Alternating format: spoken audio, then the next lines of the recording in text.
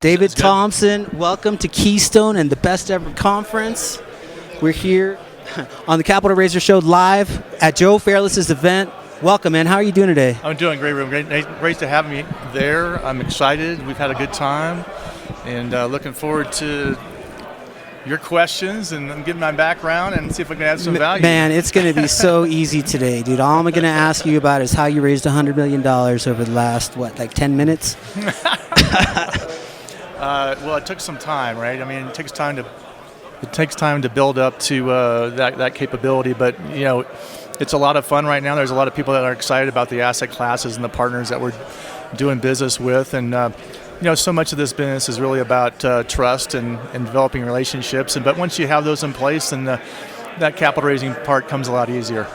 Yeah, man. So I'm really excited to announce, I think a lot of people know, but maybe a lot of people don't know, you're actually a Sun Devil, just like myself, representing Arizona State. That's right. Now, you're in a deal right now with another Sun Devil, Ryan McKenna, who went to ASU and played baseball there. I had him on the show, so he's going to be coming out. What deal are you guys working on? You guys are doing something with my boy Zach Captainstall out in Phoenix. Yeah, well, it's interesting. So I'm from Phoenix originally. I was born there. We moved away, but came back for middle school and high school. Lived in Scottsdale there. Ended up attending Arizona State, not at the same time as Ryan, a little earlier than that. But went to Arizona State, ended up graduating at Thunderbird. So I have long roots there in Phoenix. I live in Austin, Texas now, but my sister still lives there. I have some bars and restaurants that I've been involved with as an investor for many years. So there's a lot of reasons to go back. I was looking for an operator in the Phoenix market. Phoenix is a tremendous market from a real estate perspective, and it comes up on my radar screen a lot. And I was hoping to find an operator there, and someone introduced me to Zach Happenstall last fall. I went out there, did my normal due diligence on an operator, and that went really well. They're very receptive. They're at a growth perspective or growth trajectory now that really needs capital. And, we provide a lot of value from a strategy perspective, a lot of due diligence for them, and we give them a lot of good ideas on best practices, but they really need us for the capital part of it. And we're really excited. So we have a deal that we just announced to our investors in Mesa, Arizona, and that's called the District Flats. And we toured that again with them a couple weeks ago. And I brought my friend Ryan on for that deal, and we raised $4 million in about 3 hours. So the exciting part of that was new operator, new market, but it just shows you that people really valued the information about the market. It was a hot market, strong market. I think it has a lot of legs, but also this new relationship. It just shows that we can have some new partners. They know that we're careful about our vetting process, and so our investors trust us.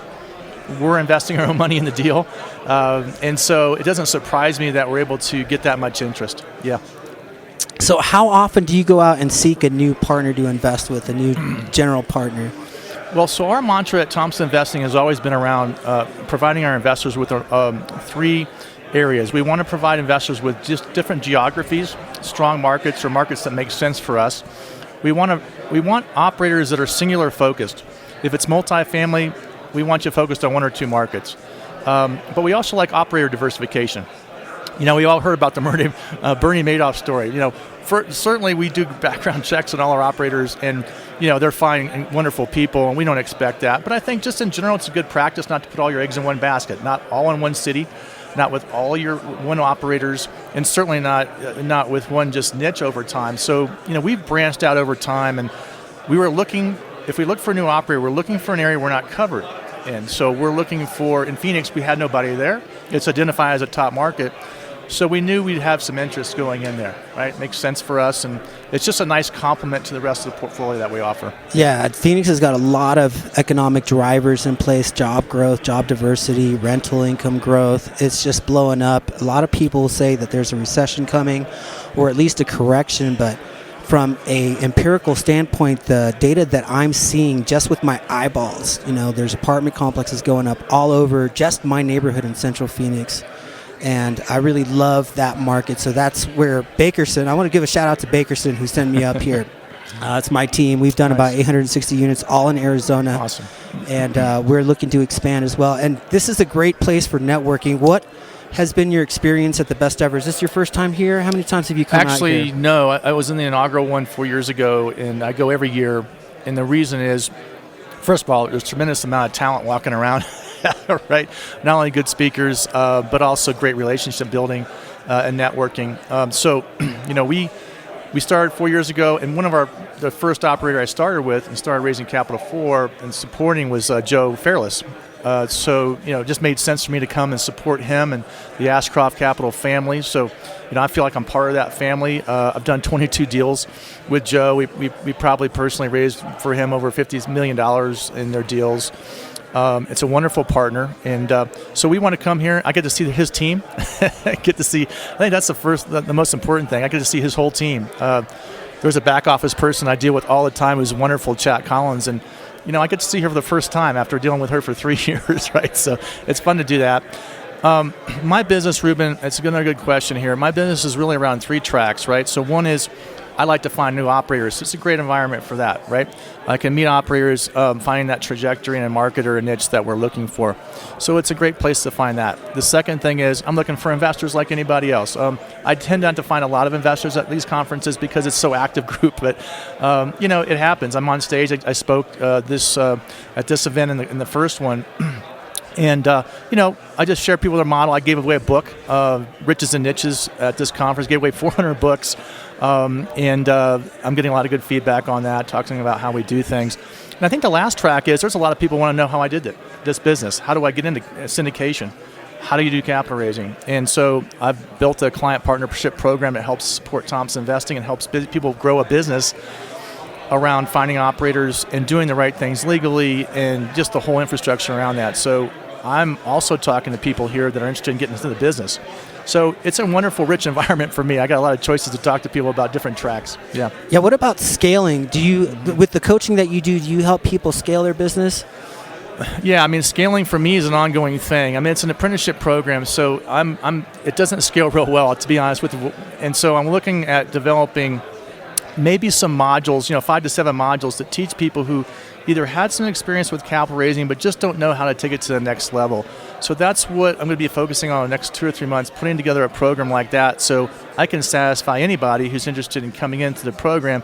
It may end up being some some brainstorming groups or some team sessions, maybe some one-on-one, but primarily we just need to develop it out. It's all in my head. I have a book out there when I first started called how I raised $1 million in 2 weeks, and it's on my website, but I'm like, there's a whole way to do this thing right and how to accelerate people's businesses, and it's a fun business.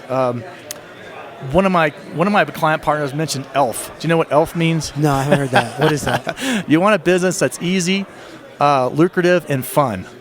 ELF. Easy, lucrative, and fun. And I'm like, it's just been sticking with me since he told me that about a day ago. I'm like, it's exactly what my business is. It's not, I don't want to say it's easy, but it's easy because I'm doing what I like to do. If you're good at what you're doing, it becomes easy. I'm not saying it's easy. Capital raising is not easy for everybody, and it's not something they like to do. But if you can find something that's easy, and unfortunately we're in a lucrative space, it is lucrative, and it's fun, that's really your dream job. It's really your where you should be with your business. So when you ask me about scaling it, if what I'm doing becomes more hard, I got to go back and look at that E, because I got to figure out how to scale that and make it still, it's lucrative, and of course keep it fun, But when it gets, you just can't have it override you. Right? So what percentage of capital raising has to do with the mindset? Like people that have roadblocks, mental challenges, they don't see themselves big enough or worthy of raising capital, or even like strong enough as a sponsor to raise many, many millions of dollars. Mm-hmm. Is that a big part of it that you teach or that you can share, give it a little bit of value about? It's a great question. I don't think you have to psych yourself up for it. I think you do need a good mentor, and you need a good operator to work with. So I was fortunate, like when I hooked up with Joe Fairless when I started, I was kind of in his mentorship program. So I was learning about, what underwriting is, what a good-looking property it is. So you want to come in being knowledgeable, because what I find with investors is if you can come across as being knowledgeable, it goes a long way. Like they trust you because you're knowledgeable and you're sharing information with them. The only times things might derail if you don't have that confidence and you're not working with an operator who's got a good thing going. They're not doing conservative underwriting. Maybe they're in the wrong market. So when you're starting out, you want to get off to a good start. And I'll tell you what, this is interesting. When I got out of college, I took a sales role, and I failed at it. it was selling life insurance and whole life insurance and disability. And I was laughing. I had a degree in financial planning, and I didn't realize it was an entrepreneurial track. And I was 22 years old, and I didn't know anybody with money, and I hated knocking on doors and cold calling. It was just everything I hated. And in my mind, for 20 years later, I ended up going to a master's degree and working in the corporate world before I ever got into syndication. I always loved investing. I always thought I loved talking to people and educating them. I always kind of felt that was a good combination. But until I started capital raising, if someone would have told me, Dave, it's educating people on something that you like and it makes sense to them. And if you can if I can talk to people who are aspiring to get in this area, I guess the most important thing I would tell them is don't be intimidated if you've had failure in any kind of a marketing or sales role, because people will say, Dave, you're like killing it in capital raising. How do you? It's like, if you told me it was sales and marketing kind of from the beginning, I never would have done it. I would have just like, Joe, give me something else to do. I feel like I'd be fearful of that, right? So just doing one, the first deal I did with him 4 years ago, and realizing that, hey, it's not that hard. You're taking something that's already good. It's a good market. It's a good deal. It's a good team. You're now part of that team, and you're educating people who have never ever thought about they can invest in an apartment, right? And that puts you in a confident position, because people who've never done something before, if you can explain it to them in a simplistic way and the numbers look good, they're like, yeah, yeah, I'd love to do this. And then over time, how this has gotten easier, Ruben, is this. It's such a return investor referral business that if you execute and you're with a good team, it's now becoming more, I hate to say the word order taker, but it kind of is. How can you raise $4 million in 48 hours? Or how does that happen? It's not because I'm talking to new investors.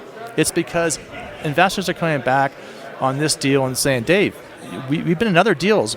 We trust you. You communicate well. Your customer experience is great. You're delivering on what you say you're going to do. It's natural for us to be wanting to get into the next deal. Or it's natural for us to tell my friend or my coworker or my family about how it's benefiting me. So if you can get started in capital raising and have a good couple of experiences, it just snowballs. And if you like dealing with people and educating people, sharing ideas, it's a wonderful business. Yeah, Dave, about 5 months ago when I met you at the North Star Real Estate Conference up in Minneapolis, you had mentioned something, and I'm wondering if your mind has shifted about it. You had mentioned that about 20% of your business, or maybe even more than that, was coming from referrals, but 80% of your time was not spent on building the referral business. Has that changed since that moment? Have you started to focus more on your referrals? Yeah, and that's a really good point. There comes a point in your business model in the capital raising side of it where it's easy to always start thinking about getting new investors. I'm always thinking about thought leadership. I'm blogging, I'm podcasting, I'm getting my name out there. You always want that to be continuing, because if you think about a pond, if the pond stops having fresh water come in, it stagnates. And I always think about that. It's like, so I always want new investors in, but I can't be, I'm spending 80% of my time trying to do that and forget about the people that got me here, which is the return investors and referrals. So for the first time this year, after 4 years, and believe it or not, it's kind of strange, I think, in my mind, we had an investor appreciation night. We rented a place downtown in Austin. It was like the tallest building downtown, and 35th floor overlooking the city. It was a beautiful night. It was catered. And it was just a no-brainer time to get our investors together with each other and just say thank you, and just have a good time. And I couldn't do enough of that. I couldn't do enough of going back and trying to figure out ways to reward my return investors, just not in more deals and more opportunities, but how do I appreciate them? And there's a bunch of ways you could do that, but I'm actually kind of just getting started in that after building this big thing, because the thing just evolves, right? It just evolves over time. And that ends up becoming the biggest foundation is those investors that started with you and their referrals over time. Right. Yeah, I run a little Airbnb back in Phoenix, and we are staying here in Keystone at an amazing Airbnb that's got all these extra special touches, and from a customer appreciation perspective, when you get there and there's cookies and then Hershey's Kisses and all these like extra goodies and stuff, it's the same thing when it comes to investors. If you can make them feel appreciated, I'm sure that goes a long way. So I think I give you props for taking them up to the 35th floor and doing that. That's really cool. Hey, I wanted to ask you, Dave, are you still on Bigger Pockets? I just read a couple of your articles on there, and I was like, wow, I didn't even know Dave was on here writing blogs. I started pretty good with writer. Bigger Pockets. Well, I appreciate that. I do post my blogs regularly. It's not, once a month. I wish I could do more, but I probably put about 40 or 50 out over there over time. That was one of my major thought leadership focus areas at the time, and that was again from Joe just saying, listen, when you get in this business, you got to find something. Of course, podcasting has been big for him, and Ruben, I think hats off to you for the dedication around it. That's a huge, you're providing a platform for people to learn, and you're dedicating your time. So I like to get on interviews and things, but Bigger Pockets, getting back to that, it's a great place. Joe mentioned it here in the conference. It's a great place to start learning information. And then what I encourage my capital raising team and the folks that I'm mentoring is, find something that you like to do that you can do repetitively and consistently. And if that's blogging, great. If it's I always encourage them to go with Bigger Pockets. And I go to the apartment forums, and what I like to do is answer questions. And even if you only raised on your first deal, you've got experience. I wrote a book, How to Raise $1 million in two weeks, which actually came from Kevin Bupp interviewing me on tips. And I had 10 of them. And we didn't get through them in an hour. We had to do it second hour. And after 2 hours, Joe said, well, go get a transcript of that. That's probably... Yeah. And I got a 28, 29-page 8x11. I'm like, Joe, that's a waste of time. No. What am I going to do with that? And he goes, no, that's a book. If you put it in a 5x7 with pictures, I'm like, oh, I had an ebook. And within a month after that, I had an ebook. And I'm like, if you're talking to people like, wow, you did a book. I'm like, that wasn't that hard. I spoke from my heart. I came up with 10 ideas. We talked about it. It was recorded on a podcast and went up there. That's the kind of stuff. And Bigger Pockets is a big part of that. Bigger Pockets is a way to kind of get my message out there that I was just answering questions. Platform. I was just answering questions, and I don't utilize it to my extent. I don't go there enough now, but in the beginning, I think it's really popular as a beginning capital raisers to get out there and get known as someone who's helping and answering questions. You're giving your time. Just do that. Don't think about anything, any feedback from that or any reward coming from that. It will. But my most investors came from Bigger Pockets when I started in capital raising. The most investors I got was from capital. And then later it became less important to me, but it's still a valuable platform. And so I still put most of my blogs out there. Yeah, after I get to about 100 episodes, I'm going to write a book on everything that I've gotten from every single episode. So I'm sure I'm going to take a couple pieces from here and a couple clips.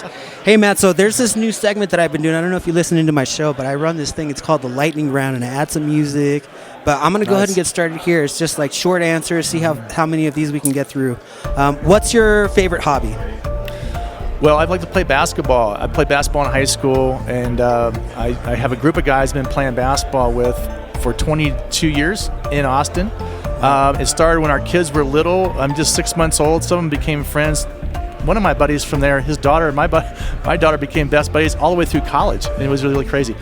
But it's a great social way. It's great to stay exercise, stay vibrant, and how many things do you have where you're working with, you're having fun with people, you've been doing it that long in our society. Okay, next question. Secret getaway. Tell me about where you go to when you need to get away. Wow, I do like my quiet time. My wife and I, this business travels really well. We've been to Abu Dhabi and Iceland in the last 6 months. Probably in the last 2 years, we probably did 5 or 6 different international locations. My wife is Chinese. She just enjoys traveling, and this business travels really well. So when we really want to kind of get away, we can do that. I still can keep an eye on the business, but it's a type of business that's more project oriented, and I'm not busy all the time. So I can turn it off a little bit. Yeah. All right, I'm not sure what your answer is going to be, but what's your favorite university? It's got to be Arizona State. Yeah! I had Ryan McKenna on here, and he tried to sell me Notre Dame. I was like, "Come on, dude, you got to be kidding me!" Yeah, you got to be kidding him. Let's beat him up. I'm gonna put him on blast for that. Yeah. All right, so your favorite travel location that you have not been to? Wow, I've wanted to go to Africa. I want to do a safari. We've been talking about that doing for a couple years, just haven't got there. But I think that would be cool. So something really different. Mm-hmm. Okay, and then your favorite book? Wow. When I got started, there's several books. This guy named Gary Keller wrote a book around the multimillionaire real estate investor. I thought that was really inspiring for me at the time because I had some single family homes. He was talking about scaling and really syndication. Yeah. Okay, how about this one? How long do you want to live? Oh, wow. My wife says 120 for her, and I always got to keep up with her. I take a lot of vitamins like life extension stuff. Anything I can do. I'm sure I look a little bit younger than I actually am, but I think if it would be hopefully over 100. My dad said, in Denver, celebrates his 90th birthday next month. Very cool. And that's very exciting. He's still driving. He's still active, and so I'm hopeful. We're in good shape like he is at that point. All right, very cool, man. So thank you for entertaining me. I love that little segment. But tell me a little bit about how about we go into morning routine? Do you meditate? Do you read That's Wall a good Street question. Journal? Tell me about what you do. What's a successful practice in business in general? Yeah, well, I think you need time by yourself, and I always think about the airplane where, if you're going down, you have to take care of yourself with the oxygen before you give it to your kid. It's just kind of weird when you think about it, but you got to take care of you in the morning, and it's different things I do. I don't do anything consistently every day because then I think routines, it's not as funny anymore. I have a variety of things I do. I pretty much consistently do some kind of light yoga stretching with some kind of light music and motivational stuff. There's something on my cable TV. It's flashing positive messages while it's got a soft kind of sound music background. I do some stretching, nothing big, 15, 20 minutes, that kind of thing. I always have a really nice coffee, and then I'll typically try to read 30 minutes. And it doesn't happen every day, depending on what's going on. What I want to avoid is getting on my email and anything at least give me an hour of time by myself. And I'm not always thinking about the whole strategy and what am I doing in my life. It's just time for myself. And it happens in the morning because not everybody's, either the kids are out or wife's not up, or it's the quietest time of the day, right? So that's what I do. Very cool. Now tell me a little bit about visualization or auto-suggestion, conscious versus subconscious. Do you spend any time on that at all? I'll tell you, I'm a big believer in it. I would probably not be doing anything consistent. Joe's talking about vision boards, and I've used that in the past. And I'm not really huge on setting goals. I'm not anti-goal. I just think, here's my philosophy on this. I don't want to know the end of a book. I don't want to know the end of a movie. I don't want to have my life scripted so much that I have to have pictures of everything. I got to have ritual routines. It becomes boring to me. I feel like I'm hugely successful. I have a direction. I have an idea, and I just kind of evolve it out. And if it's not the right way to go, I'll know and I'll turn directions. I don't need to get discouraged by it. I know it sounds a little bit different, but it's worked really well for me. I live by my passion, and when I do, I feel it, that this is a direction I need to go, and I listen, and I go that way. But I just don't like the rigidity and the prescription of a routine. That kind of turns me off, and certainly that's why I told you my morning ritual. It's kind of a variety of things, and if I get up one morning and I don't really feel like the stretching part, I'm going to go to the coffee and go to read.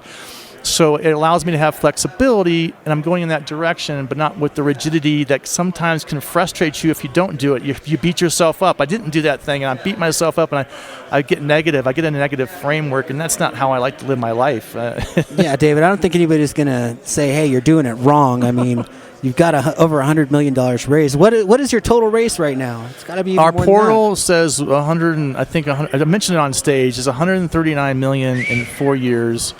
It's not all me personally. It's a team. I've raised a good chunk of that, but I have a really good team, and we are the operator's biggest contributor to that, and that's exciting. We've done 35 deals. 30 of our 35 deals are meeting or exceeding expectations. The 5 that aren't are slightly not meeting it. Like maybe we missed one distribution or slightly under.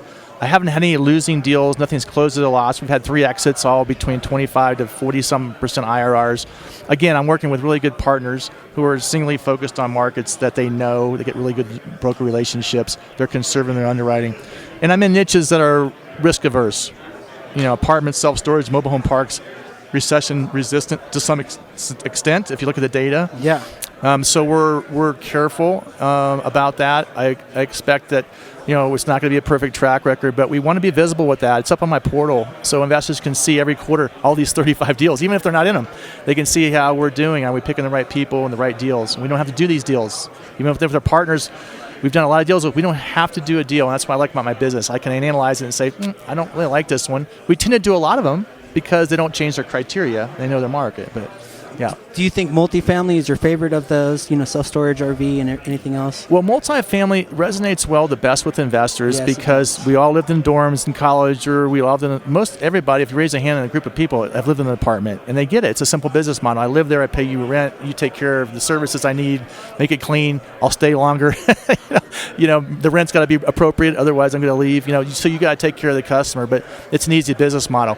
We like self-storage, mobile home parks, but not everybody's got. 1 out of 10 has a self-storage. 1 out of 13, I've told, are in multifamily or manufactured home parks. So not everybody has those experiences. Mm-hmm. They're good niches. We like them, but data would show they're good niches to be in. But I think people resonate with simple business plans, something they've already experienced themselves. And then the one other thing I like about multifamily is the outlook's good. History has been good, but the outlook still remains so strong. We're still underhoused in the United States. We still have, my daughter graduated from UT at Texas, Austin last year. She got a job in Disney. She loves it. She has no interest in buying a house anytime soon. That generation, the millennials, want to move around a lot. They really value life experiences. They want to travel. They have nothing like when my parents were like, get a house, get married, have everything set. It's so different now. Hey, I actually recently heard a contradictory statement about this that actually showed. So a lot of people like Neil Bawa, and I love Neil Bawa, but he likes to say that millennials aren't buying. And I read a statistic that millennials were actually the biggest buyers of the class, of a certain, at least in Arizona and a couple other markets. So I thought that was incredibly interesting because a lot of multifamily syndicators say, millennials don't like to buy houses. That's exactly why you should invest in multifamily. But and there's no shortage of people, believe me. Like, we have an absolute shortage of housing in Arizona, so there's going to be no problem filling up apartments. But I thought, have you heard that statistic at all? I think, I look at the big picture. What I read and understand is it's more of a housing shortage. And then the new stuff that's coming online, it's new, it's expensive.